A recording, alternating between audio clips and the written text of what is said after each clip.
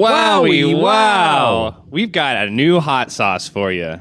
It's so delicious. It's spicy. It's spicier for sure. Spicier. It's called Harvest Moon, made with ghost peppers, American persimmons, and spice bush berry. It's gonna be great. We also have t-shirts available. Brand new t-shirts. The best t-shirts, I think. Baseball tees. Scrumpers United. If you've collected apples, if you've collected fruit, you're welcome to the club. You're welcome to a club. You're a scrumper. So check out our merch store, wildedibleworldpod.myshopify.com. Wowie wow! Sigh. What's wrong, buddy? Well, I just realized this mushroom supplement I bought isn't actually made with mushrooms. It's made with something called myceliated grain? Myceliated grain? Oh, no! I'm sorry to tell you, buddy, but myceliated grain is a sure sign of a poor quality mushroom supplement. Well, dang. I wanted mushrooms, not brown rice. What should I do? Well, you should support a small batch producer from right here in the Midwest, Keweenaw Apothecary. Keweenaw Apothecary? Tell me more. Keweenaw Apothecary specializes in high-quality mushroom extracts from Michigan, and they always use real mushrooms, never myceliated grain. That sounds like exactly what I've been looking for. Where can I order? Well, you can find them at keweenawapothecary.etsy.com. That's KEWEENAW apothecary.etsy.com. Be sure to read their many excellent reviews. Thanks, buddy. I don't want no low-quality mushroom products from a factory. I want Keweenaw Apothecary. Wowie wow!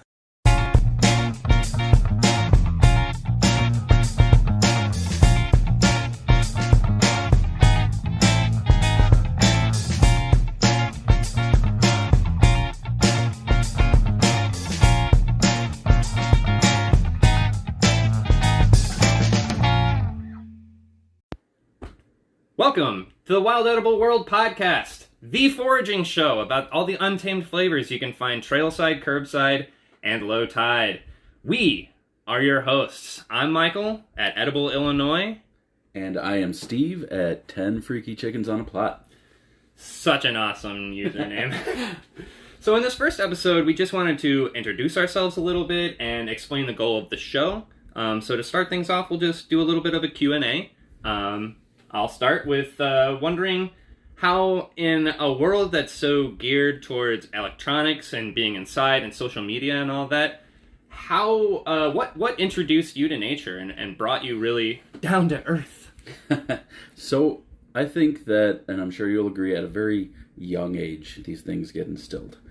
For me, it was, my family grew up pretty impoverished, So the coolest and best thing for us to do that's free is just be outside, be in nature.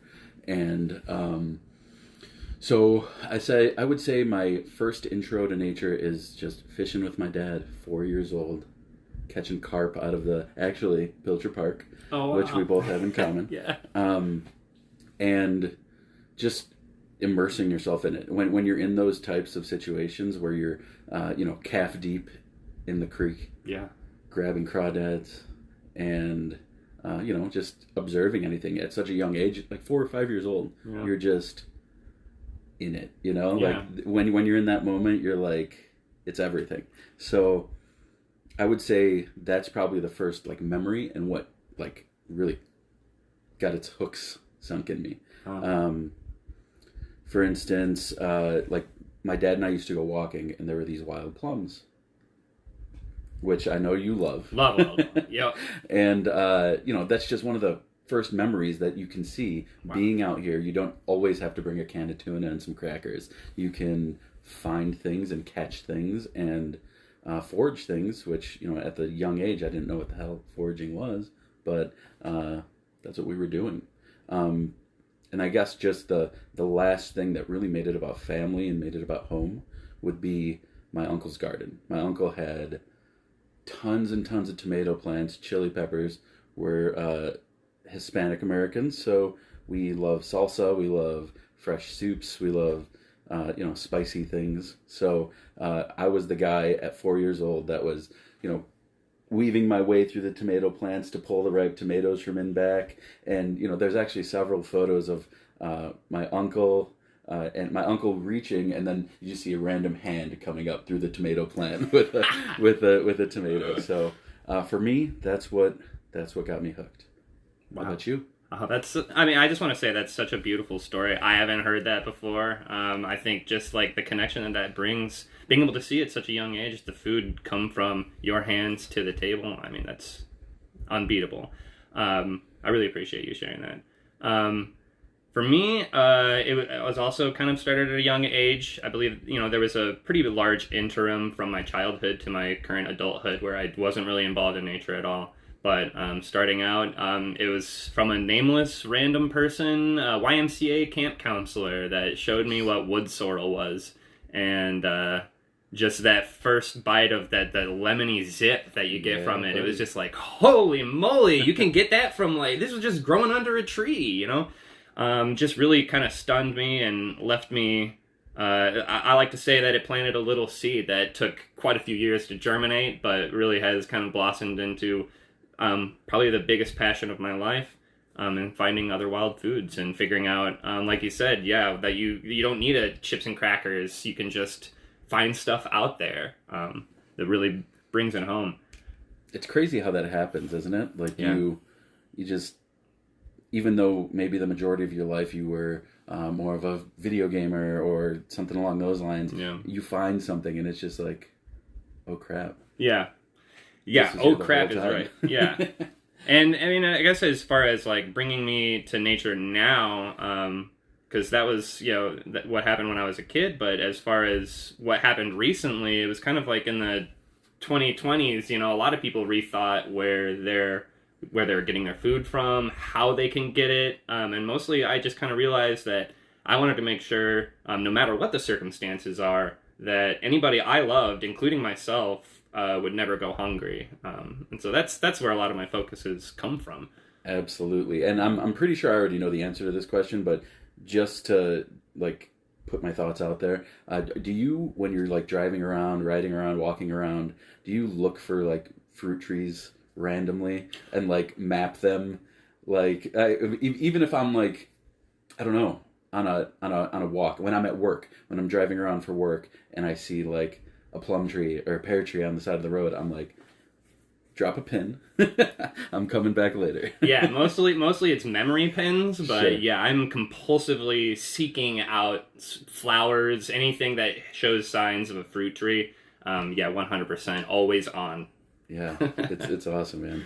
And I never really thought about it, even until a few years ago. And I've been foraging for a while and gardening for a long time. For those of us that are just coming to this intro, I am a gardener first and foremost, and then I think I forage second. Mike is kind of the reverse. Definitely the reverse. I have mostly lived with patios and stuff in my adulthood, so I don't really have the opportunity to garden. I'm at most a pot gardener, or a container gardener, not a pot gardener, a container gardener, and definitely forager first. So I feel like we fill the whole spectrum between us both, from cultivation to wild propagation and foraging. So. Man, you got me excited for a second. I thought you were keeping secrets. Unfortunately, not. So speaking of the munchies, next question. What was the first wild thing that you ate? That you remember eating, rather? Yeah. I think it really was that wood sorrel. If it wasn't that, then it was definitely some other kid that showed me red clover. Because, I feel like almost everybody has that story from that kid that showed them, oh, you can eat this flower whenever you were 5 or 6. So I'm definitely among those ranks. Yeah. What about you? I think there's a few different stories. Obviously I mentioned the plums, random plum tree. And then, there's several other things that I probably ate that maybe I shouldn't have without checking first. Because I was just a young kid. I'm like, ooh, this is brightly colored. Let's try this. Mm-hmm. There were several things that my father obviously stopped me from eating. There's lots of things that can get you sick, so caution is best. Yeah, of course. Like we like to say, always be triple sure before you eat anything. Absolutely.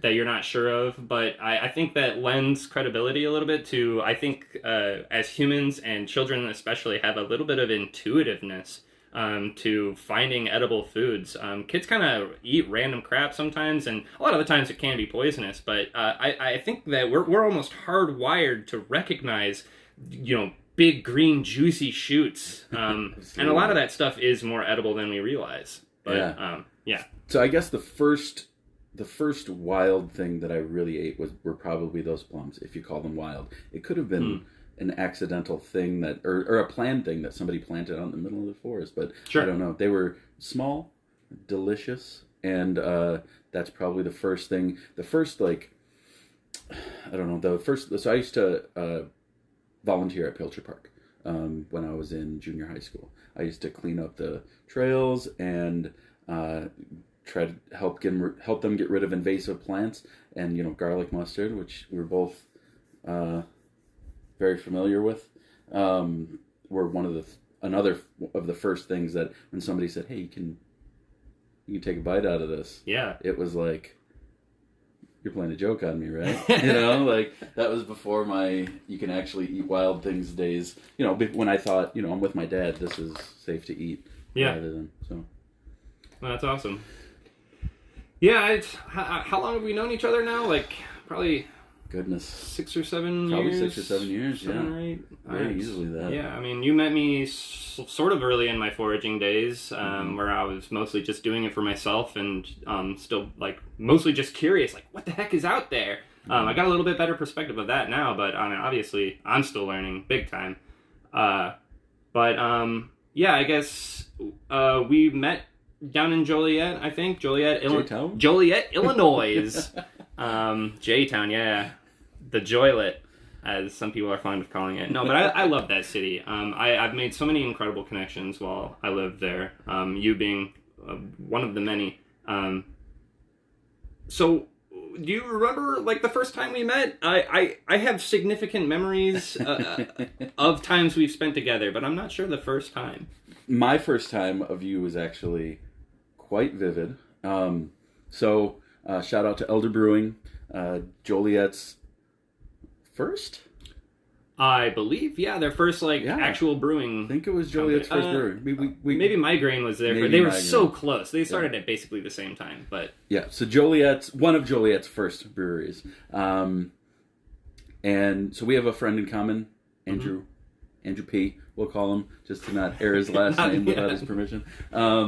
So, Elder Brewing, my wife and I are sitting there, my not wife at the time, my fiance at the time, sitting there having a little brewski, and Mike and his girlfriend at the time walk in, and... Yeah, so we are both married men now. Yeah, both married. Both married to the same women. In it for the long run.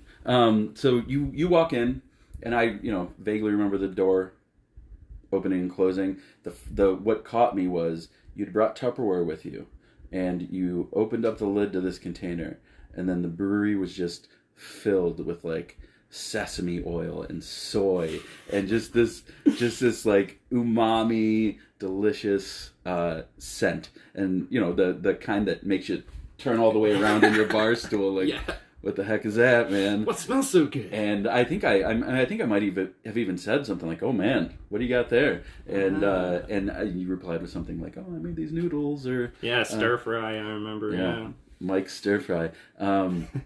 So that is my first memory, and that's like, it's crazy how food brings you in, man. Oh, absolutely, yeah. I mean, I think we can both say that I think with my stomach for sure. And my first memory of you, and when you bring that story up, it's like, oh yeah, I totally remember that. But for some reason, what really sticks with me is there was another time at the same place, Elder Brewing Company.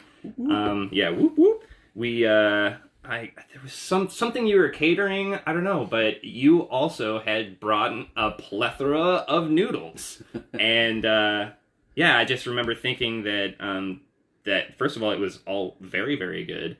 And just how generous you seemed, how nice it was that you did all that work. I'm not sure how much of the work you did. I'm pretty sure all of it, but you were sitting there serving it all. So, I mean, it was it was awesome, and it was. I love that. Yeah, food is definitely one of the core memories we have about each other. Sure. That's really awesome. Yeah, I don't remember the exact event, like what we were doing it for. I can't either. But I used to work for one of the nation's lead noodle purveyors. Yeah, and so they were nice enough to donate a couple catering pans, and yeah, super delicious. And for those of you that don't know, that aren't from Joliet or have never experienced the J-Town love, we just take care of each other. So when you work somewhere that's willing to do a donation for a local thing, and you can help out your buddy's brewery, and give a treat to some pals. That's I love it. That's how we do it. Love that about you. I love that about kind of the foraging and nature community in general, is how community based it is. I strictly believe that one person cannot survive alone on foraging. It takes a village. It truly takes support from other people. You need like a family structure, not necessarily like family structure, but you need like 3 to 5 people at least to, somebody sits at home, pounds nuts, while the more able-bodied person is going around and collecting all the stuff. Another person is fishing. Like, not one person can do all this stuff. So it's really beautiful in the different varieties of ways that communities can come together to lift each other up.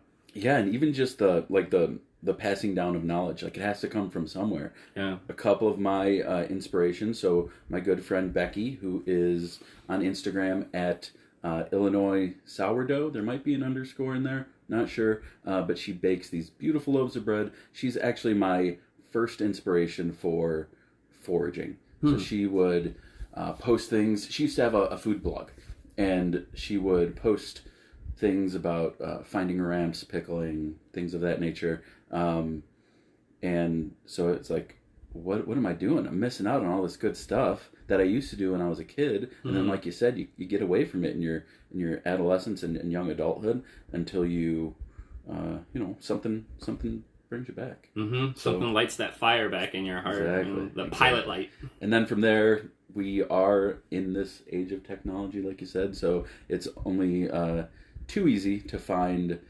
foraging groups and pages you like. One of my big inspirations is Daniel Vitalis, or WildFed. He does the WildFed podcast, a bunch of television series and whatnot. But I just think it's so cool that like you can show me, because like I will say 100%, you are like the Michael Jordan of foraging in comparison to my not Michael Jordan. I don't know. I don't watch basketball. I don't know.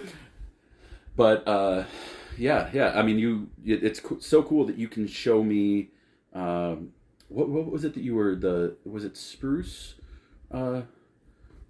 Just recently? Tips or something? Yeah, you posted something recently. Yeah, spruce pollen. Yeah, spruce pollen. That was it. Mm-hmm. Yeah, I've got a jar of spruce pollen. I meant to bring that in here actually, but it's sitting right over there. Yeah, I just think it's so cool that you can like do that. You can show me like, hey, this has a use. Everything has a use. It's not just something to aggravate your allergies. Yeah, you can make use of it. So I think that's just awesome. Wow, thank you so much for saying that. You inspire me as well. I mean, you do so much work at your own home with gardening and tending your chickens and everything, and that's not something I even have any perspective of. So I really appreciate you saying that.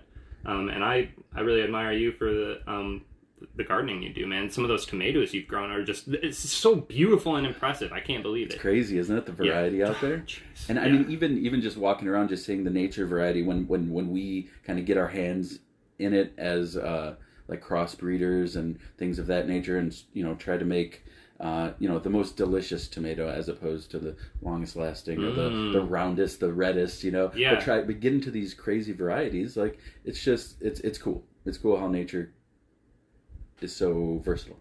I think it's cool that you think it's cool.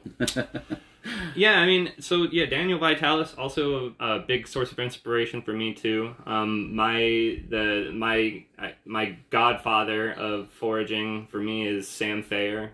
He's written several books. I mean, he's pretty well known in the foraging community, but in case anybody who's listening hasn't heard of him, he has several books out on the topic, which are widely regarded as pretty much the best publications you can get as far as written personal experience, the breadth of knowledge that this guy has is he's the Michael Jordan to my I don't watch basketball either. But he's truly a superstar. That's hilarious. So I think we're on a pretty good roll. Yeah, I think that's enough about us. Yeah, let's talk about what we want this show to be. A bit of the mission statement. Sure. This is kind of more of an educational podcast. We'll be teaching each other about a lot of things, seeing what we can each bring to the table every episode with every ingredient. But we also want to keep it pretty fun. I like to think that we're two pretty personable guys. We get along pretty great. Yeah, man, we have a good time. So, yeah, so we'll do that. We like to keep it local. So, Mike's. I feel like you have constant adventures or quests, maybe side quests. yeah. Sure. My life is side quests. No, I'm not there all the time. But yeah, I guess with this show, we didn't necessarily want to keep it. Our expertise is in hyperlocal ingredients. So anything that can grow in Illinois in general, or just kind of like the broader Midwest area. However, we wanted to make sure that this show was able to reach out to a large number of people. So we're going to be exploring all sorts of ingredients throughout the entire world, mostly just across the United States. But there's a lot of really common and really ubiquitous plants, such as one of the first topics we're going to go into, like the dandelion. I mean, you can find that all across the world. And it was originally a food crop. It was brought to America for food. Yeah, so, for food, for honeybees. We'll get into that. We'll talk about that later. It's just there's just stuff across the world that we can find here that's still applicable for everybody else. And we also want to be able to bring in all sorts of the different community members that we've met in the foraging community, who have given a lot of support and have a lot of knowledge of things that we don't necessarily have access to here. Like, we can't get any seaweed. There's no, for sure. As far as there's no seaweed in a lake because it's a lake. So there might be some sort of edible mosses or something in Lake Michigan that I haven't really read about. I'm not really sure about that. Been meaning to look into that. Research, But possible future episode. Yeah, there's all sorts of Indian ingredients. There's lichens that are used in spices. There are just all sorts of stuff on the west side of the Rockies that don't even make it to this side of the country. For sure. So we'll be really spreading out and meeting a lot of new people and learning a lot of new things along the way, I hope. So basically, we just wanted to make sure that we bring access to these flavorful ingredients to our ears and our mental tables and your mental tables as well.